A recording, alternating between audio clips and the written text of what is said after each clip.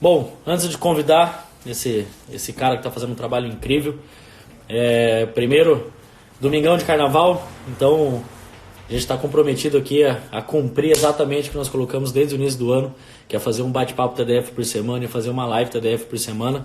Hoje o bate-papo TDF de número 6 é com um cara que, poxa, confesso que acompanho o trabalho dele há algum tempo, e que para mim é uma honra gigantesca estar conversando com ele, porque é um cara que entende muito do que ele vai dizer, um cara que, poxa, o nível de informação que ele tem sobre jogadores e como ajudar os jogadores também a se destacar, a se diferenciar dos demais, ele manja muito disso. Então, vou convidar aqui o Eduardo Dias, ele que é CEO da Futuri. Você que não acompanha, veja o canal deles no Spotify, tem muito conteúdo bacana, que eu tenho certeza que vai agregar com vocês. Deixa eu chamar esse campeão aqui. Opa! Alivini, Salve, meu querido. Bom demais? como chega meu som aí? Tudo certo? Tá ótimo, tá ótimo. Demais. Poxa, Bom, antes de tudo, obrigado pelo convite. É uma honra. Falar de futebol é um imenso prazer. Vamos aproveitar esse domingo de carnaval para trocar uma ideia sobre o jogo, sobre os atletas, sobre o Futuri, sobre a trilha do futebol. Enfim, vai ser um prazer, vai ser uma hora, o tempo que for, de imenso prazer. Falar de futebol, para mim, me encanta demais. pô, show. Eu que agradeço a tua disponibilidade. Até peço desculpas à patroa. Ela ainda te liberou para a gente conseguir bater esse papo no domingo aqui. Eu agradeço de coração, tá? Então vamos lá, meu querido. Primeiro, seja muito bem-vindo, né? Vamos bater um papo à vontade. O conteúdo, quando o conteúdo é bom, a gente tem que aproveitar aqui para conseguir extrair o que há de melhor dele, né? Então, Du, faz uma gentileza. Conta pro pessoal um pouquinho quem é o Du, quem é o Futuri. Conta um pouquinho da tua história pra gente. Ah, beleza, Vini. Olha só. Bom, eu sou um nerd do futebol. Nunca me satisfiz com as respostas que a mídia entregava sobre o jogo. O jogo que eu assistia não era o jogo que os comentaristas, as colunas sobre o jogo no jornal do dia seguinte falavam. Eu via o jogo completamente diferente. Não via nem um pouco de profundidade disso. Sempre gostei do futebol um pouco mais pensado. Eu sempre quis saber porque os times ganham, porque os times perdem. Entendia que o resultado por si só não definia a atuação de times, de jogadores, e sempre busquei muito as respostas para as perguntas que eu acabava me fazendo e nunca encontrei no meio padrão sobre o jogo. Então eu criei o Futuri. O Futuri é um canal, é uma plataforma dedicada a falar sério sobre o jogo, de forma profunda. Convido a todos aí a já irem no nosso site imediatamente para dar uma lida, principalmente nos textos que tem essa semana. Eu acho que tem um conteúdo lá essa semana que é o guia tático das oitavas de final da Champions League. Eu acho que é um texto, é uma série definidora assim, sobre quem é o Futuri, porque os textos com parceiros nossos, grandes parceiros nossos, trata com uma abordagem muito profunda sobre o jogo, sobre o que é cada time, sobre como cada time constrói seu jogo, como cada time se defende, como cada time ataca, as características de bola parada. É um conteúdo que é livre, é grátis, vai em futuri.com.br, vejam esse conteúdo que vocês não vão encontrar no mainstream, não vão encontrar na mídia normal, e quando as pessoas acessam esse conteúdo e olham o jogo, conseguem identificar padrões, elas começam a dar um clique de que dentro de toda a imprevisibilidade do futebol, dentro de todo o caos que é uma partida de futebol, existem padrões, existem formas da gente identificar o que está acontecendo ali, se explorar o melhor disso, se preparar para jogar contra os times ou surpreender o adversário, mas é uma questão que é absolutamente mágica porque isso contagia as pessoas. A gente tem pessoas de todas as idades acompanhando o Futuri, recebe muitas imagens, muitas mensagens vindo, as pessoas nos mandam mensagens assim, eu não sabia que futebol poderia ser tratado dessa maneira. É impressionante como isso chega nas pessoas e como isso contamina as pessoas. As pessoas também dizem, poxa, larguei as mesas redondas de rádio e de canal de TV porque a forma como vocês abordam o jogo é incrivelmente mais profunda. Também as pessoas perguntavam, poxa, isso não tira a paixão do jogo? Eu acho que não, isso deixa o jogo mais apaixonante ainda. Saber como que se constrói um jogo, como se ganha e como se perde, é apaixonante, Vini. Então eu deixo todo o convite para vocês visitarem o site, visitarem nossos textos. Tem também uma área para assinantes, quem gostar muito disso e quiser assinar também o nosso conteúdo, recebe conteúdo exclusivo. Tem podcasts, tem uma lista incrível de podcasts produzidos pelo Futuri, produção nossa. Tem o El Rondo, que é um podcast só sobre campeonato espanhol, sobre a La Liga, que é absolutamente fantástico. Tem God Save the Game, com Rafa Oliveira, um cara, poxa, um analista que eu sou completamente fã dele. E a gente fala sobre Premier League. Tem o The Pitch Invaders, que é o mais antigo, já são 160 episódios. O próximo é sobre a MLS, a estreia da MLS, sobre os clubes da MLS, sobre o novo acordo coletivo de jogadores e donos de clubes da MLS, sempre com essa pegada um pouco mais profunda. O último foi sobre as joias do sul-americano de seleções. Então, quem for lá, tem gente que descobre e começa a ouvir praticamente todos, faz maratona dos podcasts. Tem uns podcasts muito legais, ainda antes do Spotify, quando a gente estava no SoundCloud, que a gente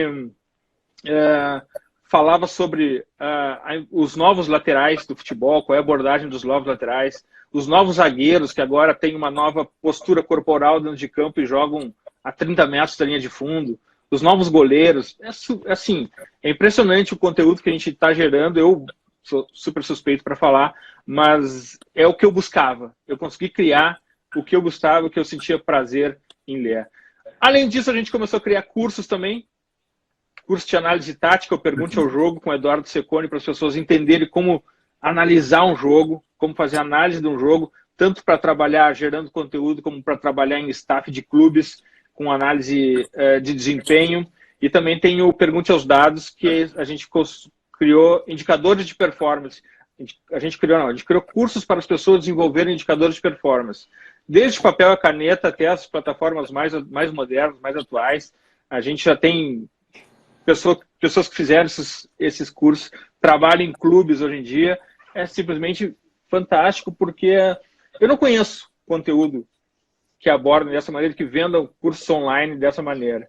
E a gente tem também, Vini, e aí entra no nosso tema, o Futuri Pro. O Futuri Pro é a nossa prestação de serviço para clubes, agentes, investidores e também para atletas. A gente faz trabalho de scouting para clubes do exterior, para clubes do Brasil, mais do exterior do que do Brasil. E dentro desse scouting a gente consegue identificar padrões de jogadores de cada liga, padrões de jogadores que os investidores buscam para, enfim, buscar um retorno financeiro mais adiante nas transferências. A gente consegue identificar padrões de mercado também, o que está acontecendo no mercado mundial do futebol. Então, as abordagens do Futuri hoje são geração de conteúdo, através de podcast, de vídeo e de texto. O Futuri Lab, que são os cursos online que nós vendemos, e também o Futuri Pro, que é a prestação de serviço de scouting para clubes, agentes, investidores e também jogadores. A gente ajuda jogadores fazendo assessoria tática para esses jogadores. A gente faz relatórios pré e pós-jogo para os jogadores, mas jogadores que se interessam, né, Vini? Se não parte do jogador, se o jogador não tem interesse nisso, não adianta a gente trocar uma ideia com ele, falar sobre a atuação de cada um. Mas, assim, hoje em dia já tem jogador querendo saber sobre análise tática também. Já há esse interesse. Isso é muito bacana. Antes da gente começar aqui, até as próprias perguntas, cara, eu queria te dar parabéns, porque no que você falou nos 2, 3 minutos, agora que você resumiu um pouco o que é Futuri, o que é o trabalho, o que vocês fazem, cara, deu para ver o brilho no teu olho. Você... Então, é verdade, é verdade. Sim, eu me emociono porque esse novo torcedor, que até tem um nome pomposo, é o Fanalytic, né, o fã de futebol que gosta de análise, ele cresce a cada dia. E a gente começou falando para ninguém, absolutamente ninguém. Os nossos podcasts tinham 15 plays, 16 plays, 30, nossa, quando chegou a 100 plays, meu Deus, o que é isso? Hoje a gente fala são 32 mil plays por mês, já são 32 mil pessoas ou pessoas que, de alguma maneira, apertam no play ali no Spotify e para ouvir nosso conteúdo, nos mandam mensagens dizendo que isso tem educado eles da forma como assistem o jogo de forma diferente. E isso é fantástico, assim, é muita paixão nossa. A gente fala sobre um tema que é apaixonante, mas também a gente consegue contaminar as pessoas com isso. Não, isso é muito bacana. Eu realmente dou parabéns para as pessoas que elas se empenham, se disponibilizam para poder gerar conteúdo, agregar valor, poder passar uma mensagem para o próximo e, de alguma maneira, essa mensagem afetar positivamente quem está do outro lado, independente de qual área. Então, por isso que eu queria te dar parabéns antes, porque, poxa, eu senti isso. Show de bola, cara. Demais, obrigado, cara. E que bom contar contigo no time, né? Afinal de contas, estamos fanáticos também, um fã de futebol, e cada pessoa que a gente consegue evangelizar, cada pessoa que a gente consegue contaminar, tocar e trazer para o time da análise mais profunda faz parte do time. É como a gente chama, é um invader, começou com o pitch invader, esse nome a gente chama os nossos invaders, que já é uma grande comunidade hoje em dia. Sim, muito legal, cara. Bom, então vamos começar com o conteúdo agora. Agora vem a parte que, poxa, até eu teria que prestar bastante atenção aqui para extrair o melhor. Vamos lá. Primeira pergunta, meu amigo. Quais as habilidades do jogador da nova década? O que você acredita que o jogador tem que ter como habilidade ou como skill para poder se destacar dos demais? Vini, olha só, não é o que eu acredito, não é um exercício de imaginação, é o que a gente já está sentindo no nosso trabalho de scout, tá? O que as pessoas estão buscando. Durante muitos e muitos anos, a base, as escolinhas do futebol ou os grandes clubes procuraram jogadores com talento, ponto. Precisa ter talento. E isso não mudou. O talento ainda segue sendo determinante na busca por esses jogadores. Só que hoje o talento vem acompanhado de outras coisas. O talento hoje em dia vem acompanhado... Tem um livro de Malcolm Gladwell, um cara que eu sou fã, Os Fora de Série, Outliers, o nome desse livro, que ele fala sobre as 10.000 horas, né? A excelência das 10.000 horas, o pianista que treina 10.000 horas, o ator que treina 10.000 horas, o jogador das 10.000 horas. E o talento, antigamente, se vazia unicamente jogando futebol. O menino que jogava, o menino ou a menina que jogavam na rua, não faziam aula de inglês, não faziam coisas que demandam tempo, e ele ficava só na rua treinando. Ele tinha vantagem sobre esses outros meninos, porque ele estava treinando, e o caos da rua é um grande professor. A gente pode conversar sobre isso depois. Só que hoje em dia o talento ainda é importante, mas os clubes e os agentes estão buscando também inteligência. Eu não estou falando só da inteligência, ou eu não estou falando da inteligência do descreva quais são. Descreva os afluentes da margem direita do Amazonas, não é essa inteligência que eu faço, mas de alguma maneira a academia, colégio, desenvolve o intelectual do jogador. E o jogador hoje ele precisa saber jogar o jogo. Então essa é uma questão que eu bato muito quando a gente fala em jogadores da próxima década. A gente sempre, quando fala no futuro, a gente não, tem que tentar não cair na armadilha do robôs jogando futebol, né? Robôs voadores. Não, o jogo é sobre ser humano. O jogo é um jogo de humanos. O jogo é um jogo de normais. E esses normais estão cada vez mais virando atletas de elite. Eu vi um texto essa semana do Jorge Valdano falando que o próximo Messi vai ser mais parecido com o Cristiano Ronaldo do que com o Messi. E isso tem a ver com atleta de elite, tem a ver com inteligência para jogar o jogo. É muito importante que os jogadores hoje desenvolvam sua capacidade intelectual. Só o sair... Poxa, assim, ó, me vem...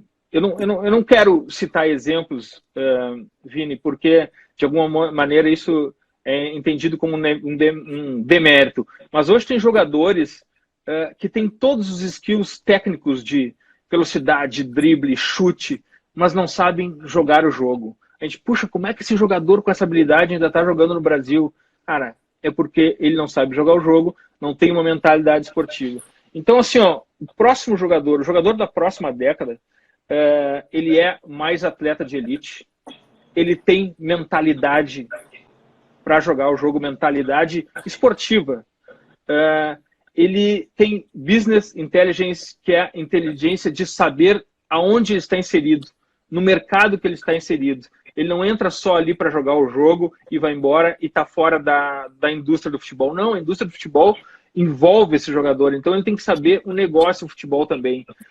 Isso é muito importante. Além daqueles soft skills, né, de comunicação, saber falar em público, ter liderança, expressar suas ideias, é um jogador muito mais completo, Vini. Então, assim, ó, o talento ainda é determinante, o talento faz diferença, mas esse jogador da próxima década precisa ter uma mentalidade pronta e precisa saber jogar o jogo. Hoje em dia, os esquemas táticos estão bem mais complexos. A força física e o nível atlético fez com que os espaços do campo sumissem. Poxa, a gente vê a Premier League, que parece que tem 20 jogadores em cada time, porque não existe espaço para nada. É muito intenso. Então, os jogadores precisam saber jogar o jogo, entender esquemas táticos, saber se comunicar. Então, esse jogador da próxima década é um jogador, é um atleta muito mais completo. Essa é a mensagem que eu quero deixar. Não basta mais gastar seu tempo só buscando o talento com a bola em campo. É preciso, a exigência é maior. Show. Antes de fazer um complemento no que você perguntou, vou fazer uma pergunta polêmica aqui. Cristiano Ronaldo ou Messi? Assim, ó, é polêmica, é polêmica, mas é deliciosa essa pergunta, tá? Eu sou Team Messi, né? Eu sou Team Messi. O Messi é simplesmente fantástico, mas eu admiro muito o Cristiano Ronaldo. Eu admiro muito o Cristiano Ronaldo virtuose do Manchester United. Aquele Cristiano Ronaldo era simplesmente fantástico. Aquele Cristiano Ronaldo do Manchester United. O Cristiano Ronaldo que depois virou uma bomba física no Real Madrid. O Cristiano Ronaldo que depois começou a jogar naquele meio espaço entre o zagueiro e o lateral. O Cristiano Ronaldo que é um atleta exemplar. O Cristiano Ronaldo, eu sou muito fã dele e acredito muito no que o Valdano falou, que o próximo Messi vai ser mais parecido com o Cristiano Ronaldo que com o Messi. O Messi é um talento, é um extraterrestre.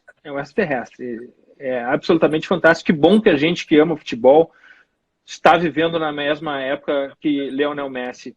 Mas o Cristiano Ronaldo, a abordagem dele ao jogo, a preparação dele, a mentalidade dele, me faz ser seduzido, porque a forma como ele se prepara, eu acho que aquilo ali é absolutamente fantástico. Então, eu sou Team Messi, mas eu acredito muito no Cristiano Ronaldo, porque ele tem uma coisa que chama muito a atenção, assim, né? A questão humana dele. Ele tem esforço ali, ele tem esforço. Agora, é bom a gente tocar nesse assunto, porque é o seguinte, nem Cristiano Ronaldo é só esforço, tem muito talento ali também, e nem Messi é só talento. Tem muito esforço e treino ali. E o Messi, eu acho que na temporada 2013, por ali, quando ele se renova, quando ele aparece mais magro, bem mais magro, ele também mostrou que ele tem uma preparação, não é só entrar em campo e jogar. Ele de alguma maneira... esses dois atletas também começaram, Vini, aquela preparação física complementar fora dos clubes. Hoje em dia é feito por muitos e muitos jogadores, mas Messi e Cristiano Ronaldo que lançam essa onda de preparação fora dos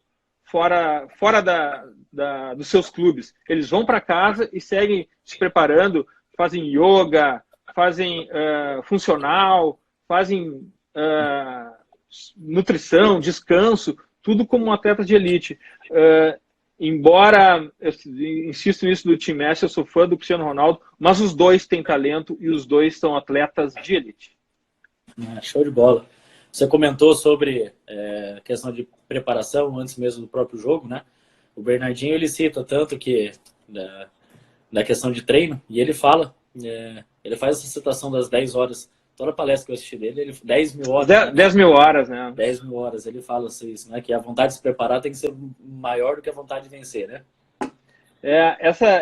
Esse livro, já deixa a primeira dica futeboleira aqui. A dica futeboleira é clássico dos nossos podcasts, principalmente do TPI. Eu já deixo a dica futeboleira. Procurem por Outliers, os foras de série, que fala sobre as circunstâncias que fazem com que as pessoas sejam fora de série. Não é simplesmente o homem é ele e suas circunstâncias, né? Então, o que envolve o indivíduo também potencializa ou acaba atrapalhando o caminho. E esses foras de série sempre contam com a ajuda de algumas circunstâncias.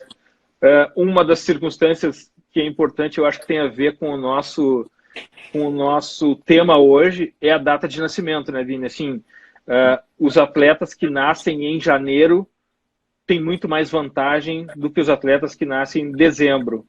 Não que o cara que nasce em dezembro não possa triunfar na profissão de atleta, mas a forma como o funil é feito faz com que os nascidos no primeiro semestre tenham vantagem. Em todas as Copas do Mundo, quando a gente vai fazer buscar no detalhe em que data nasceram esses jogadores, sempre o gráfico é de janeiro para dezembro, ele vai caindo. Porque os professores buscam os jogadores mais físicos, os jogadores mais maturados e sempre dentro de uma idade. Por exemplo, vamos chutar qualquer idade, 10 anos de idade. Poxa, em um ano, e principalmente nessa fase, quem nasceu em dezembro tem uma compleição física muito maior que quem nasceu em janeiro. E isso faz muita diferença nas escolinhas. Então, essas circunstâncias todas, aos poucos, definem também aonde vai o jogador. Isso que você comentou já envolve a segunda pergunta que eu vou te fazer, que é o que os scouts, os observadores técnicos, eles olham e buscam um jogador. A gente faz isso na prática diariamente aqui, sabe?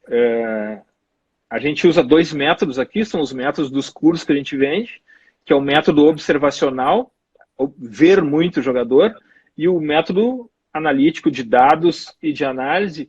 Só que aqui no Brasil, quanto menor a idade, mais difícil se tem dados, os vídeos não são de boa qualidade, então ver e fazer relatórios objetivos é muito importante. A primeira coisa que um scout vê, eu não tenho dúvida, é biotipia. É o biotipo do jogador, é o tamanho do jogador, é se ele é esguio, se ele é um pouco mais forte, busca saber o nível de maturação daquele jogador também. Existe um padrão ouro hoje em dia que o mercado busca, que são jogadores, por exemplo, os extremos, os laterais que são um pouco mais baixos, hoje em dia, mesmo um pouco mais baixo, tem que ter no mínimo 1,75 m. Atacantes, zagueiros, tem que ter 1,85 m. Jogadores de meio campo, volantes, tem que ter 1,80 m. É claro que isso, eu não quero dizer que um jogador menor que esse tamanho não vá triunfar. Claro que tem todas as chances, porque a gente vai falar de outros detalhes aqui. Mas a primeira coisa que o scout vê num jogador é a biotipia. Biotipia hoje em dia é fundamental. Ele ser esguio, ser magro e alto é um detalhe que já chama atenção. Outro ponto muito importante para scouts é o primeiro toque na bola, Vini. O domínio orientado. Quando a bola chega no jogador, ele já dá o primeiro toque, preparando a bola para a próxima jogada, já é diferente. Já é diferente isso. Uma questão muito legal é que se observa também são a quantidade de vezes que o jogador sem a bola gira o pescoço. Já tem até software identificando isso, né? Porque esse aspecto é muito importante no jogador. Poxa, olha só, quando eu falei da biotipia, eu sabia que iam falar em Messi aqui, o Arthur, né, nos comentários falando, então o Messi e o Maradona não seriam muito bem avaliados. Bom, Messi, Maradona, Romário, poxa, eu acho que esses não precisam de tamanho, né? E a pergunta dele já é a resposta, né? O talento desses caras se sobrepõe a qualquer tamanho, mas o futebol é o jogo dos comuns. São poucos os fora de série. Esses fora de série, ele de alguma maneira não precisam se preocupar com o tamanho. E Messi e Maradona, nesse segundo aspecto que eu já estou falando, o primeiro toque na bola, só isso já seria suficiente para chamar a atenção de qualquer scout. O primeiro toque na bola, o domínio orientado, é muito importante. E a questão de mover o pescoço é muito importante porque conecta com aquilo que a gente falou antes lá. Não existe mais espaço. Enquanto tu tá olhando todo o campo sem a bola, tu tá, de alguma maneira, montando o jogo dentro da tua cabeça. Quando a bola chegar e tu der o primeiro toque, tu já sabe onde estão teus companheiros, onde estão os adversários. Então, notar quantas vezes o jogador mexe o pescoço, escaneia o campo, tem até esse termo, né? Escanear o campo, o jogador escaneia o campo, é muito importante. Estar sempre olhando para todos os lados, saber o que está acontecendo em todas as partes do campo, é um outro ponto que os scouts prestam muita atenção. O primeiro toque na bola é muito importante também, porque ele que vai definir todo o resto da jogada. Sim. Vini, outro ponto muito importante, postura corporal dentro de campo. A gente pode falar dos goleiros. Os goleiros hoje se dividem nos goleiros A e goleiros R, né? Os goleiros que agem e os goleiros que reagem. Então, cara, o scout está lá para ver isso. Esse goleiro está agindo ou ele está reagindo? Os goleiros que agem são muito mais valiosos. Poxa, o goleiro brasileiro hoje vale tanto no mercado, a gente pode até falar sobre o mercado depois, mas Alisson puxou para cima o preço dos goleiros brasileiros, né? Então, os goleiros... E outra coisa, os goleiros que agem, os goleiros que têm a percepção do lance e antecipam a jogada, eles valem muito hoje em dia, bem mais do que os reagem, os goleiros old school. Na Champions League a gente está tendo um embate entre dois goleiros que me parece que são A e R. O Alisson no Liverpool como goleiro que age e o Oblak no Atlético de Madrid como goleiro que reage, que são dois goleiros fantásticos, um de uma escola um pouco mais antiga e o Alisson já é um pouco mais moderno, que joga com os pés, controla o jogo. Outro grande exemplo de postura corporal são os zagueiros que hoje estão jogando a 30 metros da linha de fundo em muitos modelos de jogo, e esses jogadores precisam ficar, não podem mais ficar com a base, com os pés plantados de frente para a bola, eles ficam de lado, já para fazer a cobertura. Assim, observem os zagueiros, a postura corporal dos zagueiros hoje, eles jogam de lado, porque eles precisam, além de eventualmente dar o lado que ele quer que o jogador saia, também fazer a cobertura de outro jogador, do jogador que está ao lado dele, porque a distância que eles têm para cobrir atrás é muito grande. Então, postura corporal é muito importante, girar para os dois lados. A gente vê, pô, nossa, que grande jogador, mas a gente começa a observar ele só gira para um lado, não gira para o outro. Isso é muito observado pelos scouts. A forma como eles recebem a bola também, de costa, de lado, de frente. Outra coisa muito importante, Vini, mentalidade. A linguagem corporal, como o corpo fala, os scouts buscam muito nos jogadores saber como eles... O pessoal falou tomada de decisão aqui. Tomada de decisão é um ponto muito importante, mas ela também é consequência de tudo isso. É consequência da postura corporal, é consequência do posicionamento, consequência de escanear o jogo, de girar o pescoço. Mas assim, ó, linguagem corporal. Como que o jogador se comporta, por exemplo, como que o atacante se comporta quando a bola não chega nele? Se ele perde a concentração, se ele sai do jogo, se ele reclama com os colegas. Como que ele reage quando ele é substituído? Quando levanta a plaquinha com o número dele, como é que ele reage? Como que ele reage no aquecimento pré-jogo ou no intervalo? Isso tudo é observado. E outro aspecto que nos chama atenção e que é muito observado também pelos scouts ou por quem toma decisão de contratação de jogador são as redes sociais do jogador. Uhum. Porque hoje, jogadores... players are the new players. Jogadores hoje são um componente muito importante na indústria. Em muitos casos, eles valem mais que o clube ou atraem mais gente do que o próprio clube.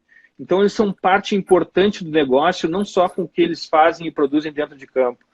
Quando o LeBron sai do Cleveland Cavaliers, vai para o Los Angeles Lakers, vai uma multidão atrás dele. Quando o Cristiano Ronaldo sai do Real Madrid, vai para o Juventus, vai uma multidão atrás dele. Então, esses atletas, eles também fazem parte do negócio futebol, indústria do futebol. Então, redes sociais também são observadas, como que eles se comportam nas redes sociais, e também não deixa de ser uma extensão da própria personalidade do jogador, né? Então, cuidem das suas redes sociais. Não, legal. E você comentou aqui uma coisa que eu não tinha parado para pensar, que foi a resposta até. A questão do futebol ser um jogo dos comuns. Isso eu não tinha parado para pensar. Porque se nós formos tratar a questão da exceção, a gente não precisa estar falando nada disso. A questão da exceção, né? A questão e é incrível, Vini, é incrível, Vini, como as pessoas que assistem o jogo, todas querem a exceção da exceção, né? Quando sobe um jogador da base, nossa, se ele já não ganha o jogo sozinho no primeiro jogo, não, isso aí não serve mais. É impressionante, mas o futebol é o jogo dos comuns. São poucas as exceções, são os poucos que fazem a diferença. Por isso, inclusive, o grande valor dos esquemas táticos hoje em dia do jogo coletivo. Muito bacana a observação. E o que está ao nosso alcance, até para poder orientar os pais, poder orientar os atletas que estão acompanhando a gente, o que você acredita, lógico, com base em todo o teu estudo, o que você acompanha, para aumentar a chance do jogador dele crescer no mercado? O que acha, o que você diz, o que você acredita que pode ser feito? Por conta dos briefings que a gente recebe aqui dos clubes em busca de jogador, eu não consigo identificar um ponto específico, não, faça isso que você vai aumentar a chance. Eu acredito muito em ganhos marginais, pequenos ganhos marginais, em personalidade, em habilidade, em técnica, em tática. Eu vou tentar, para a coisa não ficar tão no aspiracional, eu vou dar alguns exemplos práticos. Quem tiver a chance de um passaporte europeu, por favor, faça isso. Por favor, faça isso. São vários e vários atletas que a gente entra em contato que tem um sobrenome ou alemão, ou italiano, ou polonês, que a gente vai atrás, pergunta, o atleta já tem, pergunta para o agente ou para o pai, o atleta já tem passaporte europeu? Não, a gente já está com toda a documentação, quer dizer, ele tem, não, toda a documentação a gente vai protocolar logo em seguida o pedido. Poxa, você tem toda a documentação, protocola isso. Um passaporte europeu faz muita diferença, porque é muito mais fácil levar um jogador que não tire a vaga de um extracomunitário, ainda mais se for muito jovem, do que propriamente um estrangeiro. Então, façam isso. Esses dias eu falei com a gente, o teu jogador tem o teu jogador tem passaporte europeu, só falta pagar uma taxa. Sério, falta pegar a taxa e pegar o passaporte, não, falta pagar uma taxa para entrar com o protocolo. Puxa vida. Então, assim, façam o passaporte quem for possível. Tem uma pergunta aqui do André perguntando se polivalente não é um diferencial na hora da escolha dos times. Hoje em dia.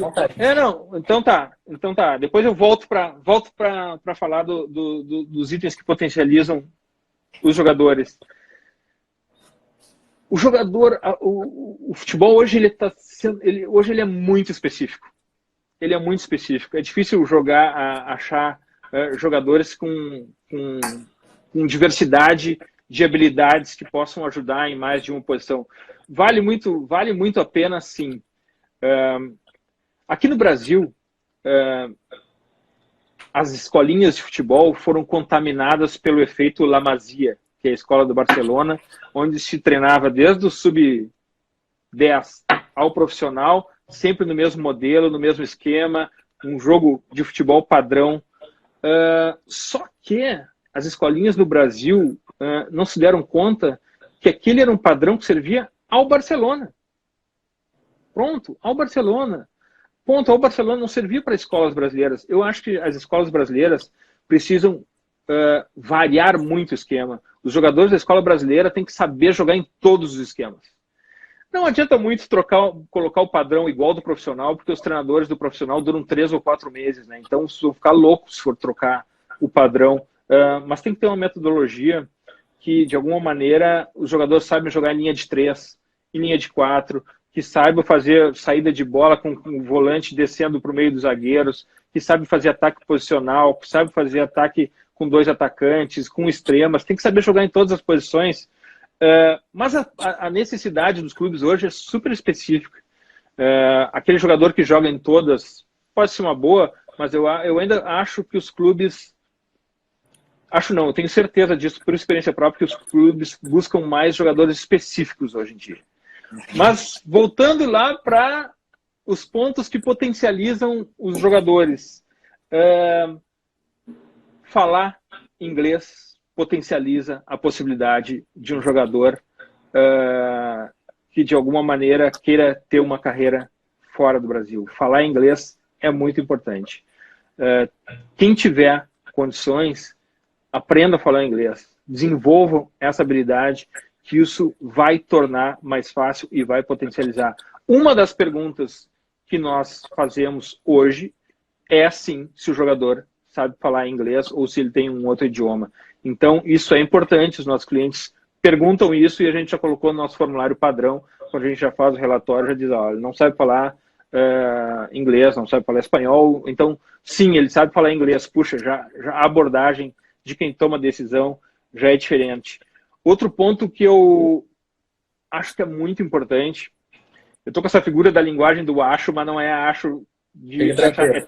Eu tenho certeza porque isso faz parte do que a gente está buscando no mercado. Os atletas precisam conhecer tática. Eles precisam saber sobre tática. Vão lá no futuri.com.br, vocês vão aprender um pouco sobre tática lá, mas tem que ter interesse em tática, tem que ter interesse em estratégia, tem que saber quais os modelos táticos estão sendo usados hoje em dia. Isso ajuda na compreensão do jogo, numa chegada no futebol estrangeiro, não necessariamente na Europa, mas ou na Ásia, ou no Oriente Médio, ou na América do Norte, chegar lá e já conhecer modelos táticos. Se não ensinam na escolinha, se não ensinam na base do seu clube, de alguma maneira, saber que existem esses modelos táticos diferentes, isso é muito importante. A mentalidade, busca um psicólogo esportivo, resiliência, concentração, saber de alguma maneira quando tu vai jogar num estádio longe da tua cidade, focar naquilo ali, esquecer tudo que existe em volta, focar no jogo. Mentalidade esportiva é muito exigido. Ter um psicólogo esportivo é fundamental hoje em dia. Então, essa capacidade mental de enfrentar as adversidades é muito importante. As adversidades não só do time adversário, mas a adversidade de uma cobrança do técnico. O jogador brasileiro, ele não é criado com essa força mental. Ele não é treinado, e essa força mental é treinável, Vini. Consegue desenvolver isso. Então, treinar essa capacidade mental de quando sofre uma cobrança forte do treinador, melhorar naquele aspecto, não baixar a cabeça. Sim. Ou quando leva um gol durante a partida, vamos lá, reage. Vamos adiante, o jogo tem 90 minutos, vamos para frente. Então, essa capacidade mental é muito importante. Isso faz a diferença, sim, para quem está contratando hoje. Excelência física. Excelência física é outro aspecto. Descanso, alimentação, foco na alimentação. Puxa, isso é muito importante. E isso faz a diferença também. Excelência física. Então, são pontos que eu acho que pode ser, de alguma maneira, desenvolvidos e que potencializam as chances de um jogador chegar num mercado de elite. Isso o pessoal também que está acompanhando, para conseguir entender que o jogador ele leva uma vida inteira para ter um sucesso da noite para o dia. Que não é simplesmente falar que foi bem em um jogo para ter o resultado que tem. Então é uma soma de fatores que faz com que ele se destaque em alguns e outros nem tanto, né? Isso é normal. Jogadores, a exceção, a gente não estaria falando sobre isso. Não estamos tratando de exceção, estamos tratando de um jogo de comuns, como foi falado.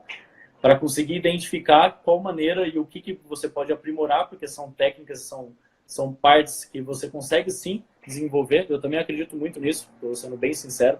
Eu acredito que tudo Tudo se leva a treino, tempo e dedicação, você consegue alcançar. Aí depende o nível, óbvio, mas tudo basta e parte do princípio de você querer evoluir, querer buscar isso, né? Mas, E ótimo. não desistir jamais, né, Vini? Porque assim, ó, a carreira de jogador e o sistema de desenvolvimento de um jogador no Brasil, ele é um funil muito pequeno. Só chegam na elite os melhores dos melhores. Então, assim, e um dos aspectos fundamentais é não desistir. Enquanto está lá sendo reserva de um clube, cara, treina mais, te dedica mais. Uma hora vai surgir a tua oportunidade. Não desiste, vai adiante. Perfeito. E até como consequência disso, só chega o funil, ele é muito apertado, e vai chegar quem os mais preparados, os mais desenvolvidos, os mais capacitados, é normal. O pessoal tem que tirar aquilo da cabeça que ele chegou lá por sorte, ou ele chegou lá porque ele conhece fulano. Cara, isso não existe. Todo mundo, sempre digo em todas as lives, o diretor, o presidente, o treinador, o empresário, está todo mundo procurando a mesma coisa, que é o bom jogador que esteja qualificado e pronto para aquele desafio que ele está propondo. Exatamente. É isso. Mas até comentando sobre essa parte de elite, me conta um pouquinho como é que anda o mercado aí de transferência, como é que anda as negociações? Olha só, o mercado de transferência, ele mudou bastante nos últimos 2, 3 anos. O mercado nunca contratou tanto jovem.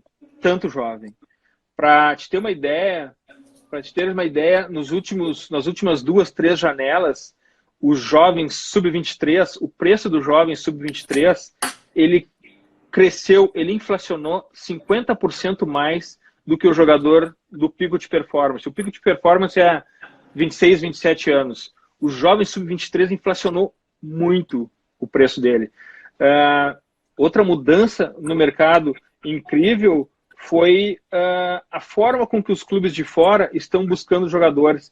Os jogadores, um exemplo prático, Gabriel Martinelli, né?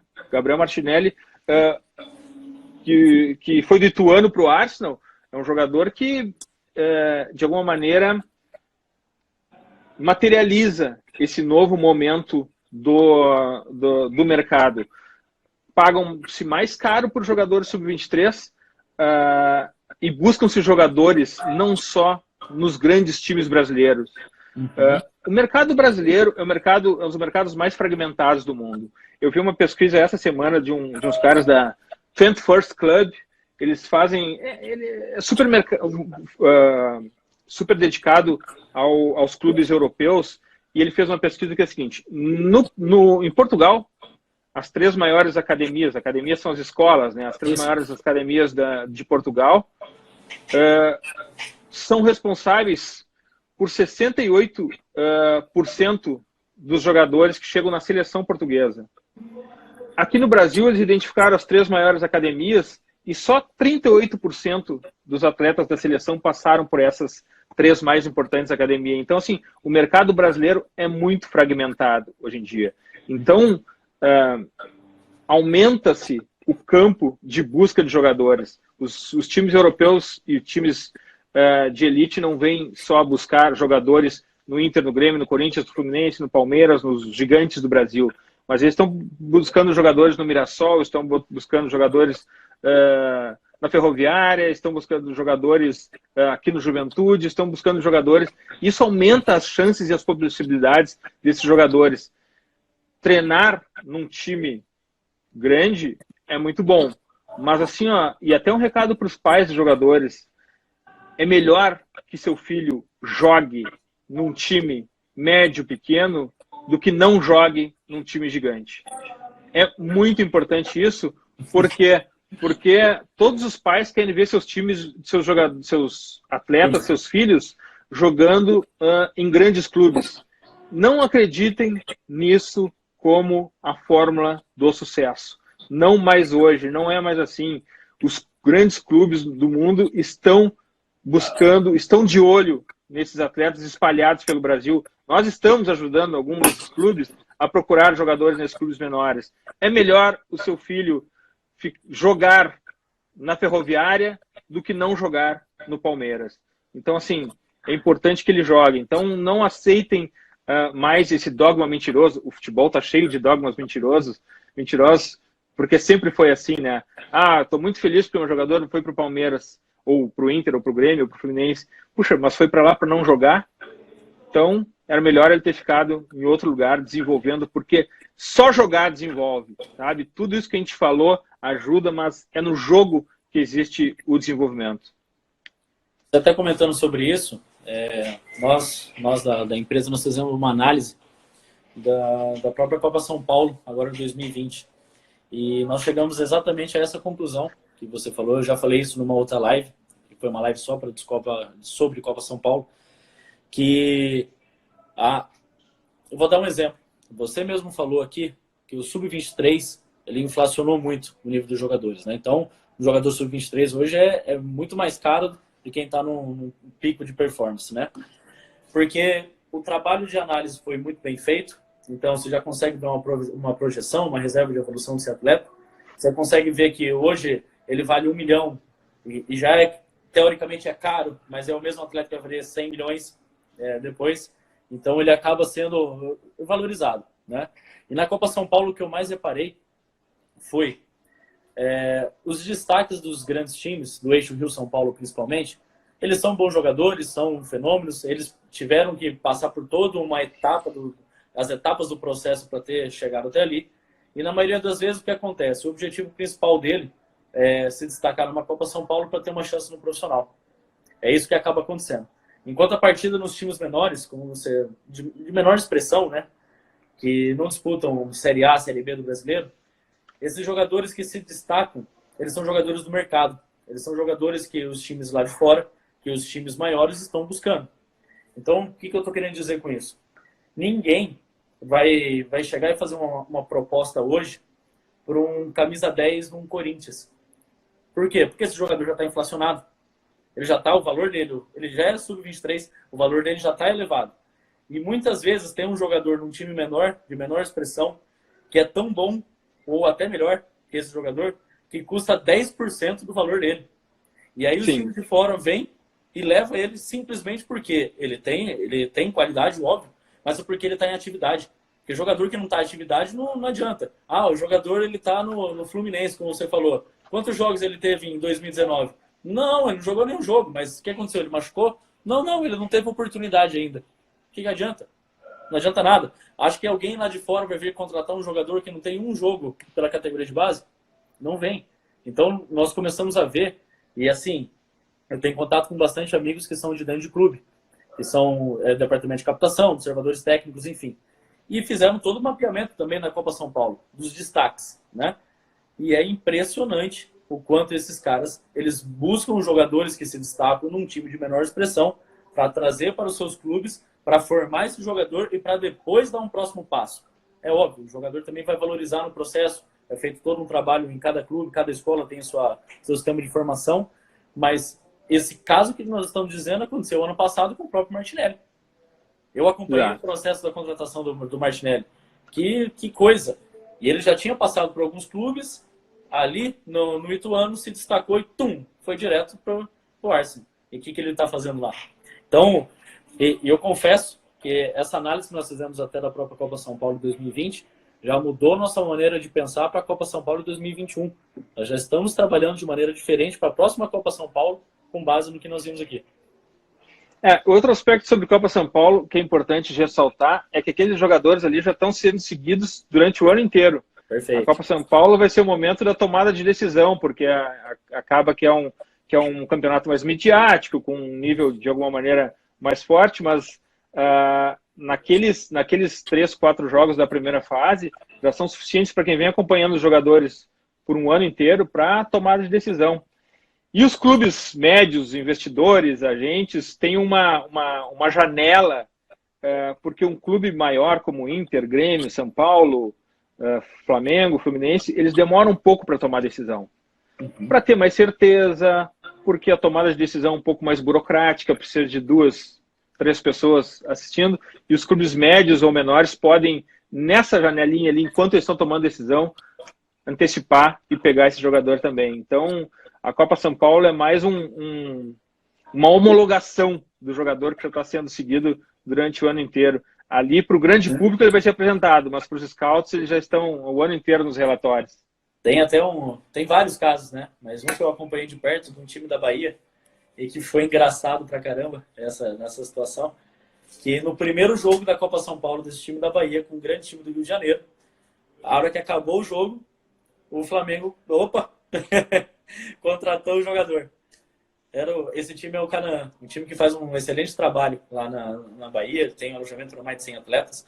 E no primeiro jogo, o jogador foi contratado pelo Flamengo, no caso.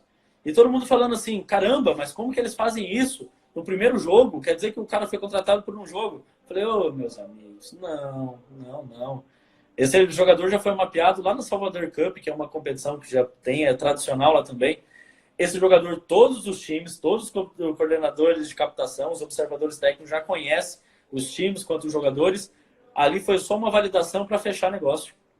Então, a Copa São Paulo, justamente para isso, para quem está procurando uma oportunidade de querer crescer, querer evoluir, o melhor caminho que a gente observa é você se destacar num time de menor expressão também, para quando chegar a hora, todo mundo já vai te conhecer e não tem indicação, não tem nada, é por mérito nesse ponto. Para a hora que chega na Taça São Paulo, você fazer valer o que você fez o ano inteiro, né? Esse ano teve um exemplo também, um clube de Brasília, o Real FC também, o menino jogou 20 minutos e já despertou o interesse de todos os grandes clubes do Brasil, mas ele já estava sendo guiado e traqueado a todo tempo. Ali foi a homologação de que em grandes cenários ele não conseguia desenvolver o futebol que as pessoas já viam, já saiu dali com grandes propostas. Então, assim, a Copa São Paulo, a gente pode potencializar essa conversa e trazer para outro campeonato altamente midiático, que é a Copa Libertadores, né? Os clubes brasileiros vão lá e contratam o destaque da Copa Libertadores. Na verdade, ele só está pagando mais caro, né? Porque se o scout dele tivesse um pouco mais aprofundado, eles podiam contratar antes de qualquer time, assim. Então, essa questão da Copa São Paulo é legal porque o mundo inteiro assiste, mas todo mundo já, de alguma maneira, já seguiu aqueles jogadores que estão ali. Sim, eles nada por acaso, né? Tem uma pergunta aqui, ó, Vini. Manda bala, se a Copa São Paulo serve de teste. Sim, é exatamente isso que eu falei. A Copa São Paulo é a homologação de tudo isso que de alguma maneira já foi visto durante todo o ano. A Copa São Paulo é homologa. O jogador está ali dando entrevista, se expondo para uma grande vitrine. Se ele está jogando no mesmo nível que ele jogou antes, vai lá, está homologado, vamos embora, vamos tomar a decisão e trazer o jogador. Perfeito, show de bola. Se quiser responder mais alguma pergunta, Du, fica à vontade. Até, estou olhando o tempo, o que acontece é que quando dá 1 hora, a live ela cai. É mesmo? Então a gente tem 6 minutos? Exato.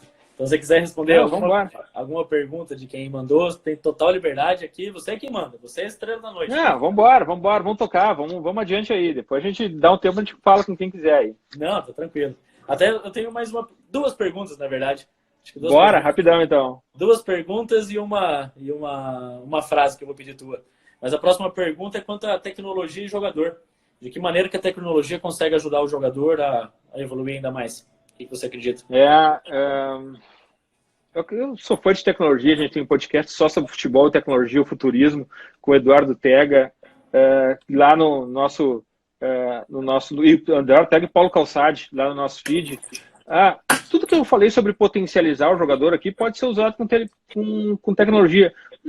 Um aspecto muito legal sobre tecnologia, eu acho que games ajudam os jogadores, os seus potenciais jogadores, porque ele está conhecendo o mercado, ele está conhecendo sistema tático, ele de alguma maneira, aqueles jogadores também precisam se preparar, principalmente se jogar um futebol manager, que tem uma gestão de um clube ali, acho muito legal. Mas tem um aspecto importante que a tecnologia ajuda, é que os jogadores hoje estão sempre com o celular na mão. E o Pablo Aimar fala muito que nós somos a última geração que assiste jogos completos, né? E jogador de futebol tem que assistir jogo de futebol. Eu sou advogado tem que ler livros. Jogador de futebol tem que assistir jogo de futebol. E a tecnologia, com os streamings hoje, pode assistir qualquer jogo do mundo. É outro aspecto daqueles pequenos ganhos marginais. Assistam jogos de futebol. Olhem os jogadores da sua posição. olhem quais os movimentos que ele está tendo, olhem quantas vezes ele está girando o pescoço, olha a forma como ele recebe a bola. Então, esse é um ponto importante de falar, além de que use a tecnologia para aprender inglês, use a tecnologia para falar por Skype com um psicólogo de esportes que reforça a sua mentalidade esportiva. Então, assim, use todos os aspectos da tecnologia que a gente vive hoje em dia, usem ela para potencializar a sua performance. Eu sempre soube que eu passar horas e horas jogando Futebol Manager ia servir para alguma coisa, tá vendo? Olha lá. Em 2016 foi a última vez que eu joguei, porque eu sou completamente fanático do Futebol Manager e eu passava o dia inteiro tentando contratar um olheiro, desenvolvendo o meu time ali. Futebol Manager é simplesmente fantástico. Eu amo Futebol Manager, mas não consigo, porque eu sabe aquele viciado, o alcoólatra não pode sentir o cheiro de bebida, eu não posso ver o Futebol Manager. Senão eu abandono a minha vida social. Caramba! Você me deu uma última ideia, não tinha pensado sobre isso não, Du. Deixa eu até mostrar. Ó, cheio das anotações aqui, rapaz. Ó, puxa vida. Coisa linda. A próxima pergunta, e até a pergunta é a última, é mais voltada para o trabalho que nós estamos fazendo contra a trilha do futebol, que é um trabalho que nós orientamos pais, mães, responsáveis é o que eles precisam fazer para dar uma oportunidade para o filho, quanto aos caminhos, etc. E como eu falei no começo, é um trabalho que, poxa, também estou há quase um ano já me entregando, fazendo bastante coisa para poder entregar conteúdo de qualidade, poder entregar informação, porque eu acredito o seguinte, que quem tem informação tem o poder, né? Então, se o pai tiver essa informação, ele não vai precisar cometer os mesmos erros que eu errei ou que outros pais também cometeram. O que você me disse sobre a trilha do futebol? O que você me disse sobre esse trabalho? O que nós estamos fazendo? Essa questão de falar com o pai do jogador é muito importante, Vini. Porque ele é a pessoa mais próxima, ele é a pessoa que, de alguma maneira, guia os caminhos do filho. Ele é a pessoa que também atrapalha os caminhos do filho, muitas vezes. A trilha do futebol é muito importante nesse relacionamento que é um relacionamento chave para o atleta.